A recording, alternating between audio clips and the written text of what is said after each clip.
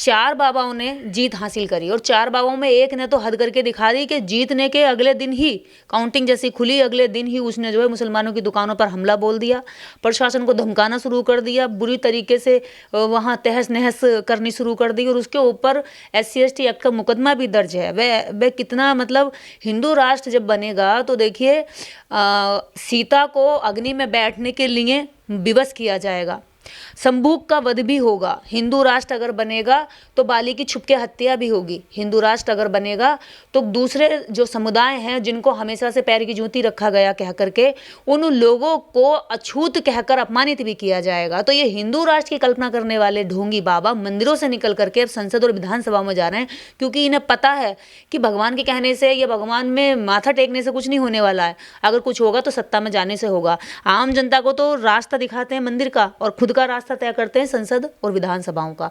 यही है इनका दोगला चरित्र। जनता को समझ लेना चाहिए कि भाई इधर कुछ नहीं रखा है, जिधर समाज भाग रहा है, जिधर हमारे लोग भाग रहे हैं, उन्हें खुद देख लेना चाहिए कि हम तो इधर भाग रहे हैं और ये यहाँ से निकल करके वहाँ भाग रहे हैं। अब मठ और मंदिर कौन संभालेगा? मठ और मंदिर उनका कोई भी चेला संभाल लेगा, उन्हें पता है। लेकिन जो सांसद और MP की जो MLA की जो कुर्सियां हैं, इसे संभालना ज़्यादा महत्वपूर्ण है, क्योंकि वो प्रशासन को ऑर्डर कर सकते हैं, वो उनकी अपनी बात को विधानसभा में रख सकते हैं, MP बन के लोकसभा में रख सकते हैं।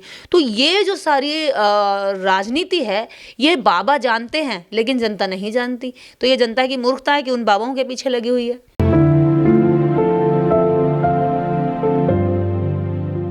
निर्देश जी, मध्य प्रदेश और राजस्थान में कई बाबा जीतकर विधानसभा पहुंच गए हैं। उनका टेलर शुरू हो चुका है हिंदुत्व राष्ट्र बनाने को लेकर, और वो जगह जगह मुर्गे की दुकान बंद करा रहे हैं, मछली की दुकान बंद करा रहे हैं। वो कह रहे हैं कि हिंदू राष्ट्र बनेगा। आप इस विषय में क्या सोचती हैं, जो गेरुआधारी जो है बाबा विधानसभा में पहुंच रहे हैं मठ और मंदिरों को छोड़ छोड़कर? देखिए, इससे साफ पता चलता है कि मठ और मंदिरों में कुछ नहीं रखा है, शासन करने में शक्ति मिलती है। और ये बात इन चारों मठों में बैठे हुए बाबाओं ने सिद्ध कर दी। दुनिया भर की साध्वियाँ सांसद बन के अंदर चली गई।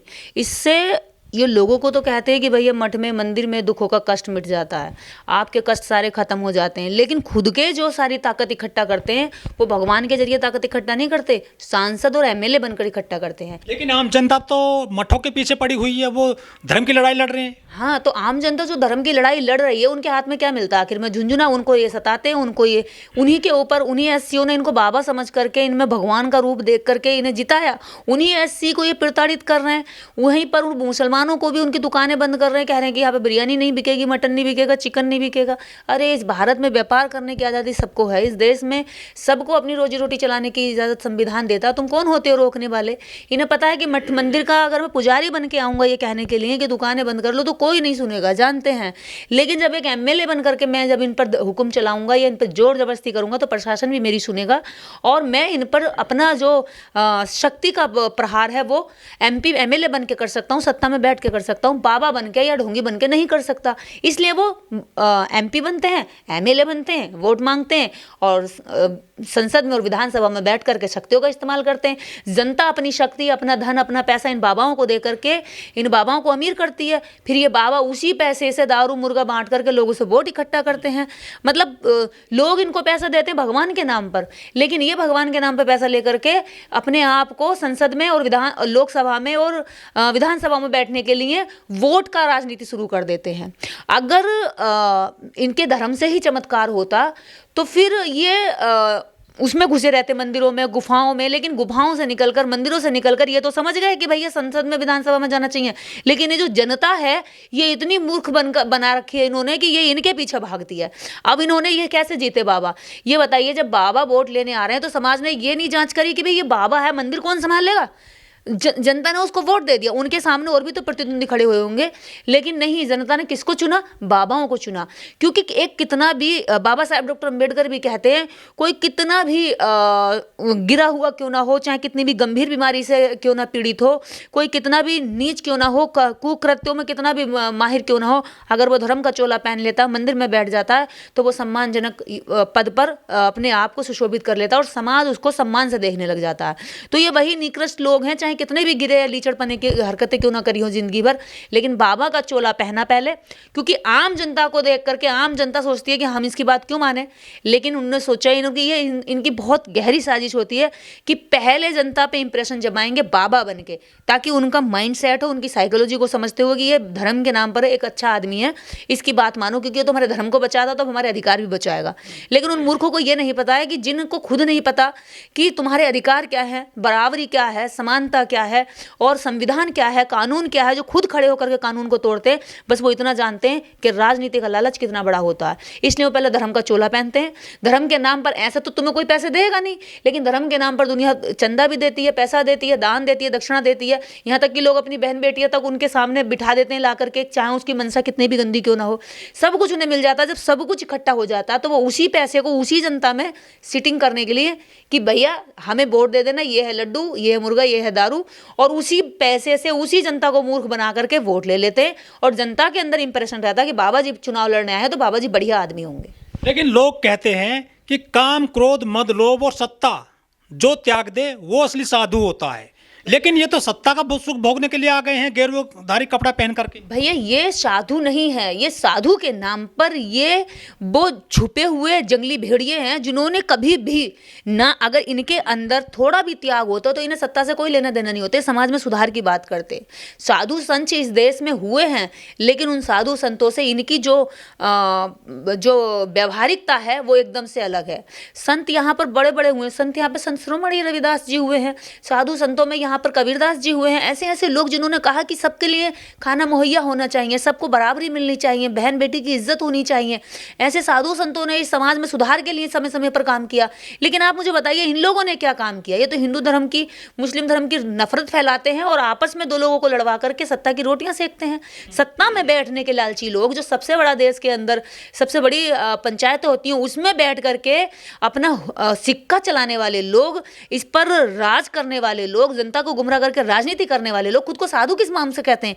कि गेरुआ कपड़ा पहन लेने से कोई साधु नहीं होता। साधु होना चाहिए मन को। कहते हैं ना कि मन गंदा है, मन में मैल है और धोए शरीर को जा रहे हैं, तो ये वही साधु हैं। नीचता इनके अंदर भरी पड़ी है, ऊपर से लिबास पहन लिया है कि भी हम साधु हैं, तो लिबास पहनने से साधु नहीं हो जाते, कर्मों से साधु होते हैं। देखिए साधु बनने की एक अंदरूनी प्रक्रिया होती है। बुद्ध ने कहा जिसका मन शांत हो गया, जिसका मन सभी विकारों से, जैसे आपने कहा लोभ, मद, काम, क्रोध, माया, इन सब से जो विरत हो गया है, जो सबसे इन सबसे अलग हो गया है, जिसके अंदर से भय निकल गया है, जिसके अंदर से लालच निकल गया है, वो व्यक्ति क्या साधु के रूप में आ जाता है, यानी उसका मन साधु हो गया है। ये लोग मानसिक रूप से या दिली रूप से साधु नहीं हैं, ये तो प्लानिंग के तहत साधु हुए हैं कि भाई साधु बन करके समाज पे अच्छा इंप्रेशन जाएगा और फिर उसके बाद हम राजनीति में आने का जो रास्ता है वो आसान हो जाएगा। और इसमें आप बालकनाथ जैसे बालकनाथ को मुख्यमंत्री बनाने की भी जिद चल रही है, और ओबीसी के लोग कह रहे हैं कि बालकनाथ ओबीसी का है, इसलिए जो है उसको मुख्यमंत्री नहीं बनाया जाएगा। तो मैं ये कह देना चाहती हूँ, आरएसएस से निकला हुआ आदमी मुख्यमंत्री बन भी जाए तो तुम्हारा क्या भला कर देगा? ओबीसी का क्या भला कर देगा? एससी का क्या भला कर देगा?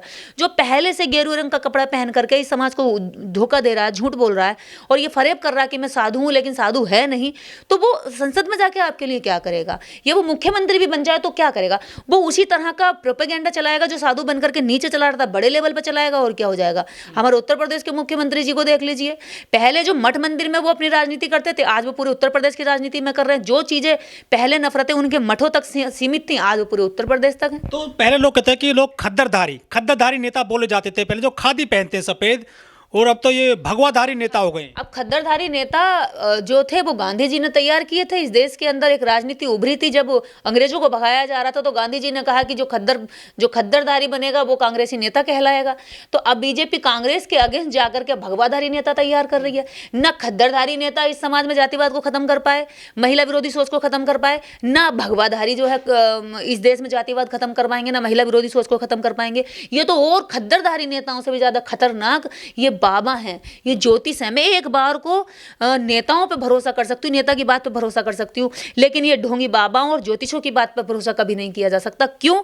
क्योंकि नेता को तो आप जब देखते हैं तो उसकी इंटेंशन आप समझ लेते हैं कि हाँ ये नेता अपने किसी स्वार्थ से कह रहा होगा, लेकिन चीवर में या फिर गेरुआ वस्त्र में पहन करके जो बात कह रहा है, सामने दिख कुछ और रहा है और कह कुछ और रहा है, तो आप उसको समझ ही नहीं पाएंगे। वो और ज्यादा घातक होता है सोसाइटी के लिए। और सोसाइटी में वैसे भगवाधारी लोगों को नेता बना करके बीजेपी पूरी तरीके से इस देश के अंदर ये दिखाना चाह रही है कि देखो विधानसभा में भगवाधारी बैठे हैं, संसद में भगवाधारी बैठे हैं, ये देश भगवाधारियों का है, ये देश हिंदुओं का है। और सनातनी और हिंदू की जो इन्होंने बकवास, ये हिंदू राष्ट्र की शुरुआत है। ये हिंदू राष्ट्र की शुरुआत कर रहे हैं। और ऐसे ही हिंदू राष्ट्र की शुरुआत होगी जैसे ही वो जीतते ही जो सड़क पर दंगा करने लग जाता है, संविधान को किनारे कर देते हैं।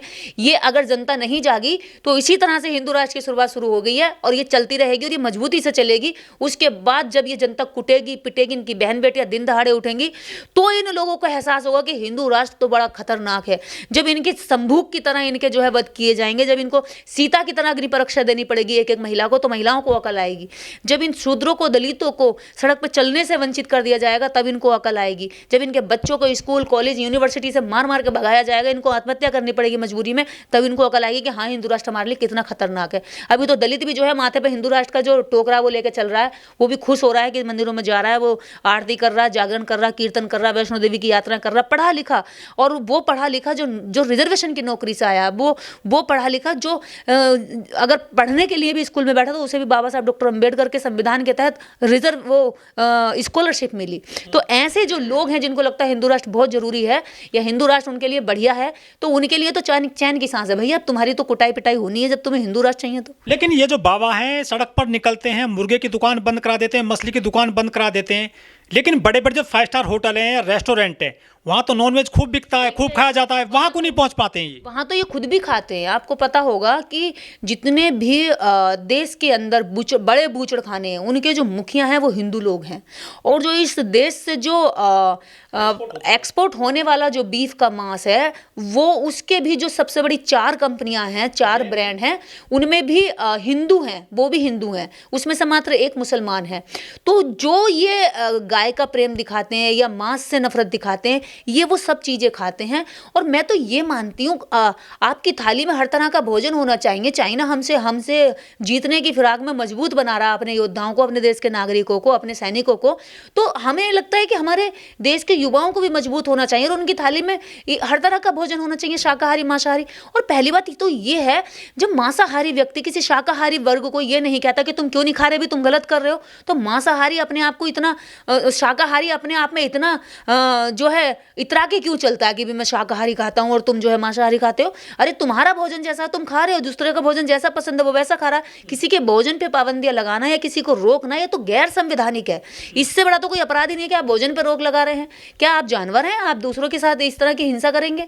अगर आप वास्तव में नेता चुनकर आए हैं तो नेता की तरह तमीज करिए। नए नवेला नेता निकलकर अगर इस तरह से अंडे में से बच्चा निकलकर फुदकता है, वैसे ही ये नेता निकलकर फुदकते ही ना संविधान की जानकारी ना कानून की जानकारी। ये गुंडों की भाषा है भाई साहब। ये एक ऐसे सड़क छाप लोगों की भाषा है जो प्रशासन की ना इज्जत करते हैं, ना बहन बेटियों की इज्जत करते हैं, ना पास में वो बस एक गुंडा होता है ना, रोब दिखाता, गली का सड़क छाप गुंडा होता है, आसपास के 10-20 लोगों में रोब दिखाता, तो वैसी गुंडे की हरकत उसने, या वो छपरी टाइप के जो लोग होते हैं वहाँ पे वो अपनी छपरी टाइप हरकत दिखा रहा है और बता रहा है कि हाँ मैं इन 4 लोगों में कितना बड़ा फ़ोन करके ये दिखा रहा हूँ, देखिए मेरी जो है एसपी भी सुनता है, मेरी डीएम भी सुनता है, या मेरी एसएचओ से मैंने धमका दिया, डरा दिया और अभी मैंने ये कर दिया। तो ये वो छपरी छाप लोग हैं जो पहले गेरुआ रंग का वस्त्र पहनते हैं, बाबा बनते हैं, मठ बनाते हैं, मठों में हर तरह के गलत काम करते हैं, व्यसन करते हैं, और उसके बाद फिर उसी मठ और उसी चोले का लाभ उठाते हुए फिर सत्ता में आकर पावर इकट्ठा करते हैं। क्योंकि उनके कुछ चेले उनके कान में डालते हैं कि अरे बाबा, इस वाला जो चोला पहना है इससे ज़्यादा ताकतवर चीज़ पता क्या है? सत्ता में बैठना। अगर आप एमएलए बन गए तो आपकी और ज़्यादा लोग सुनेंगे। तो बस उन्हें क्या चाहिए होता है? उन्हें पावर चाहिए होती है। वो मन से साधु तो कोई बने नहीं होते हैं, बस चले जाते हैं, देखो ठीक है जी टिकट दिलवा। बाबाओं के पीछे बहुत बड़ी ताकत होती है पब्लिक की, युवाओं की, जो हिंदू राष्ट्र बनाने निकल चुकी है, युवा ब्रिगेड इनके साथ में है। नहीं, गलत कह रहे हैं आप। वो युवाओं की भीड़ नहीं बची है, कुछ मूर्खों की जमात थोड़ी सी बची हुई है, वो भी धीरे धीरे जागते जाएंगे, क्योंकि कुट पिट के ही मूर्ख को अकल आती है। अंधभक्तों को जब आती है अकल, जब उनके पैर तले जमीन छिन चुकी होती है। हिंदू जाग जाओ करके हिंदुओं का सब कुछ लूट लिया इन्होंने।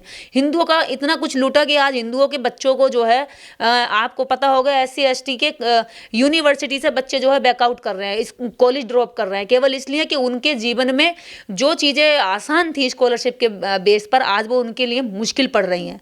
क्योंकि ये जो वर्ग है, ये तो कमाता भी खुद ही है, खाता अपने खाने के लिए कमाता भी खुद ही और फिर पढ़ने भी जाता है। तो ऐसे ये भी तो हिंदू वर्ग है। इतने बड़े वर्ग को ये इन्होंने नीचे दबा के रखा है, इतने बड़े वर्ग का हक छीन रहे हैं और कह रहे हैं कि हिंदू जाग जाओ। हिंदू जब तक जागेगा, पता चलेगा जिस खाट पर वो सो रहा था वो खाट भी छिन गई। ऐसा हिंदू राष्ट्र बनाने जा रहे हैं।